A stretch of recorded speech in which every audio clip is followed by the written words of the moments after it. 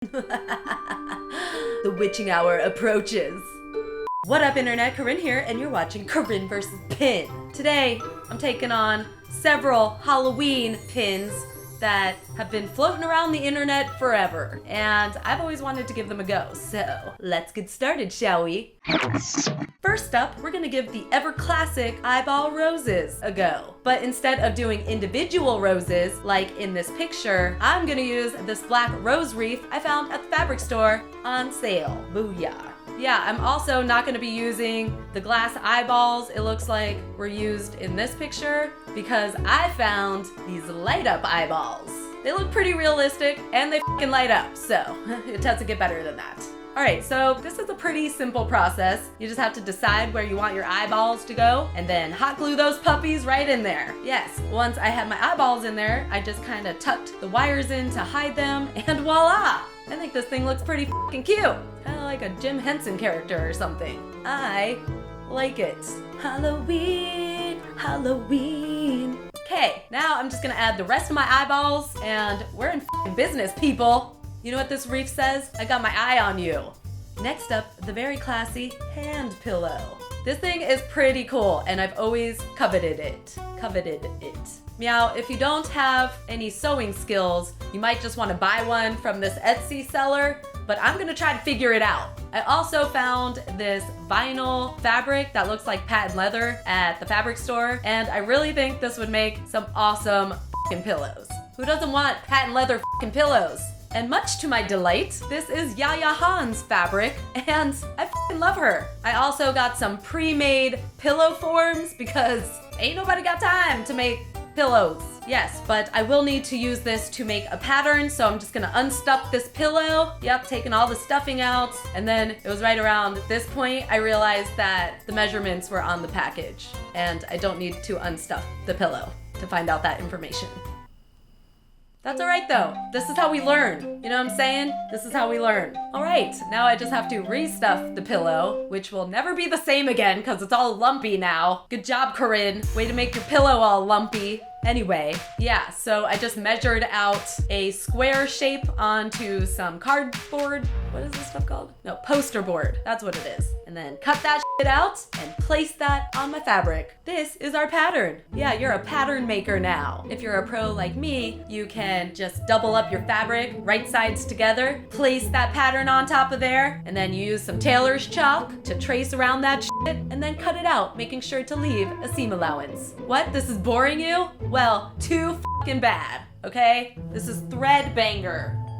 ThreadBanger. Anyway, now I just have to pin both layers of my fabric together and sew around the outline with my fucking sewing machine. Make sure you don't sew all the way around though, because you need to leave a space to put your pillow form in.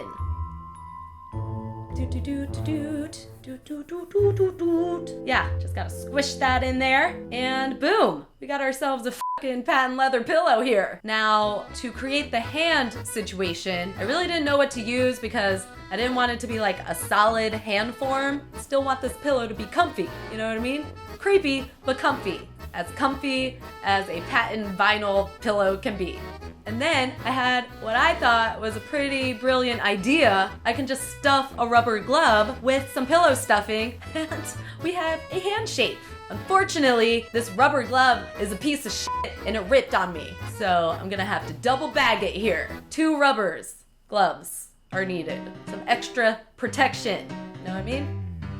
Alright, I am having some doubts about this, but I'm just gonna press on, stuff the hand inside the pillow, and it's not exactly what I was going for. You know, it kind of looks a little wonky, but you know what? I still have to pin the bottom closed, and that creates some more tautness.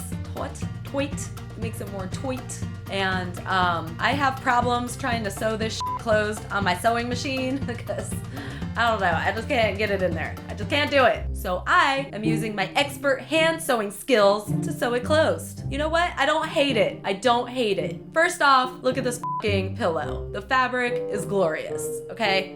Second of all, there is a pretty pronounced hand shape. It's just not exactly what I was going for. I think that the fabric that the people use to make this pillow is a lot stretchier and maybe they have a more solid hand form. I don't know. That information does not exist. I have to make it up as I go along, you know what I mean? And for those reasons, I'm counting this as a win. They're giving me mad American Horror Story Season 1 vibes, and I can get down with that. That shit was crazy. Best season by far. I was partial to the Coven season as well, for obvious reasons, but Season 1 gave me f***ing nightmares. That shit is scary as hell. All right, we've made it this far. Isn't that exciting? Or maybe we haven't. Maybe you've already clicked off this video. You're watching PewDiePie's new video or something. That's okay. I'd leave me for PewDiePie too. Moving on. For our final project of the day, I'm gonna be making some spooky, glowy poison bottles. So spooky. Okay, so obviously we've tried a lot of glow-in-the-dark stuff here on this channel, and for the most part, all that shit's a lie. Sorry. So I got myself a black light because I really want these fucking bottles to glow. So I'll be filling some old bottles with things that glow in the black light. First up, this old Crystal Skull vodka bottle. This is a pretty large bottle of vodka that Rob drank.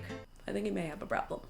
Anyway, so I'm filling that with some tonic water because the quinine,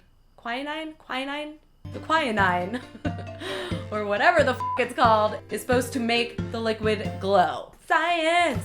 Yeah, take a look at my ace pouring skills here, like a fucking boss. Okay, this bottle should be good to go. For my other bottles, I'll be trying the good old highlighter trick, which is removing the insides from a highlighter. This is actually pretty easy, so don't fret. And then you just stick that in a bottle with some water, and that shit is supposed to glow. Seems pretty easy, right? I also paid for some bottle designs from an Etsy seller, so, you know, trying to support the independent artists, not just steal shit off the internet like everyone else does. I just cut one out and then Mod Podged it to my bottle, and boom, poison, spooky, glowing bottle. Let's see how they perform under the black light.